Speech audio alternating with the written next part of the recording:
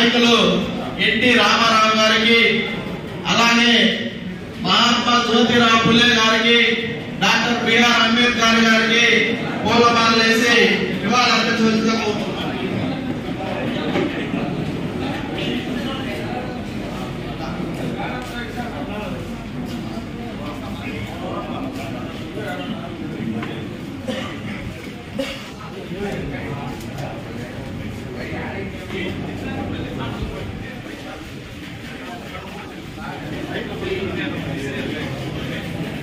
ఆయన 2 సంవత్సరాలు అవుతుంది. ఆయనని ఎమ్మెల్యే అభ్యర్థిగా మీరే ఉండండి అని చెప్పి ఆ రోజు చంద్రబాబు నాయుడు గారు కూడా క్లియర్ గా చెప్పి నియోజకవర్గంలో పనిచేసుకోండి, మీరు ప్రతి గ్రామానికి వెళ్ళండి, ప్రజల సమస్యలు ఏమైనా ఉంటే తెలుసుకోండి, మీరు ప్రతి గ్రామంలోకి వెళ్ళి తెలుగుదేశం పార్టీ నాయకులకి అండగా ఉండండి అని చెప్పి కూడా మన నాయకుడు నిట్టూరు నాగేశ్వరరావు గారిని పంపించారు. వారు వచ్చిన 2 సంవత్సరాల్లో ప్రతి గ్రామం తిరిగాడు, ప్రతి పల్లె తిరిగాడు, ప్రతి నాయకుడు పరిస్థితి ఏంటో తెలుసుకొని ఈ రోజు 2024 ఈ సంవత్సరంలో ఇక మనకు మహా అంటే 70 రోజులు ఉంది. ఏ నిమిషంలో ఎలక్షన్ జరిగినా ఇక్కడ ఇంటూరు నాగేశ్వరరావు గారికి ఓట్లేసి గెలిపించడానికి కందుకూరు నియోజకవర్గ ప్రజలు సిద్ధంగా ఉన్నారు. 2004 నుంచి మనం అధికారం రుచి చూడాల.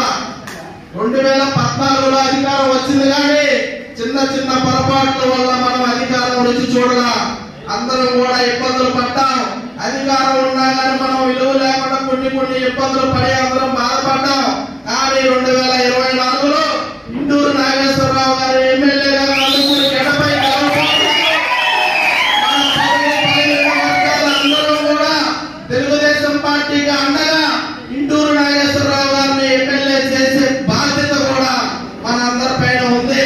కందుకూరులో అడుగు పెడితే మీ గుంటూరు మండలం మైనస్, మీ గుంటూరు మండలంలో తెలుగుదేశం పార్టీకి మెజార్టీ వస్తే రేపు కందుకూరు నియోజకవర్గంలో ఇంటూరు నాగేశ్వరరావు గారు 20,000 మెజార్టీతో గెలుస్తారని చెప్పుకున్నారు.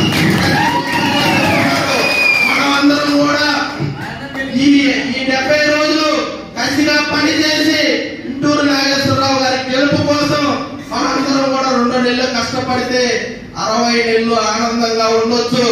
ఈ సైకోగాడి ప్రభుత్వం పాపబోతే మనం బ్రతికే పరిస్థితి లేదు. కాబట్టి ఇక్కడ ఇంటూరు నాగేశ్వరరావు గారిని ఎమ్మెల్యేగా గెలిపించాలి. మనం అక్కడ నారా చంద్రబాబు నాయుడు గారిని కూడా గెలిపించాలి.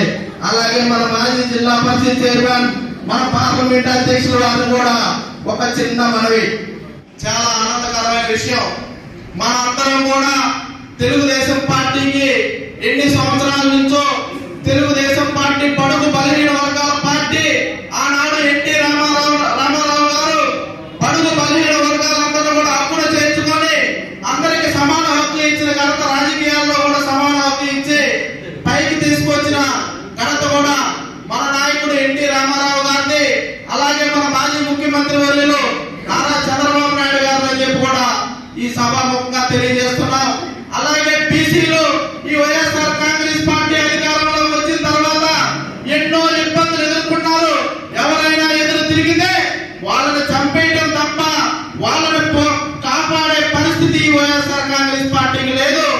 అలాగే మాచర్ల నియోజకవర్గంలో చంద్రయ్య యాదవ్ అయితే గాని, పొద్దుటూరులో మన్నా సుబ్బయ్య గాని, అలాగే ఇలా రేపల్లిలో ఒక గౌడ సోదరుడి ఆకతాయిల ఆట పట్టిస్తుంటే వాళ్ళ తమ్ముడు వెళ్ళి మా అక్కని ఇలా వేధించడం మీకు ఎంతవరకు కరెక్ట్ అని అడిగితే ఆ అబ్బాయి నోట్లో పేపర్లు కుక్కి తగలబెట్టిన ఈ దౌర్భాగ్యమైన ప్రభుత్వాన్ని 2024లో పాతాల్లో మరి పాతి పెట్టాలని చెప్పి కూడా ఈ సభాముఖంగా తెలియజేస్తున్నాం.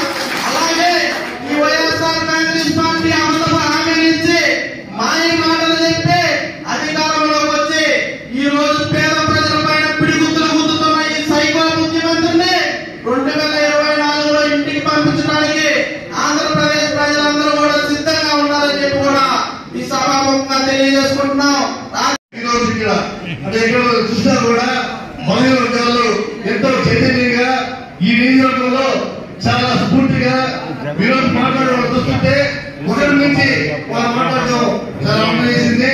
అని కందుకూరు నియోజకవర్గంలో మహిళ వర్గాల్లో చాలా చైతన్యం ఉందని చెప్పి కూడా నాకు అర్థం ఇస్తుందని చెప్పి నేను భావించుకుంటున్నా.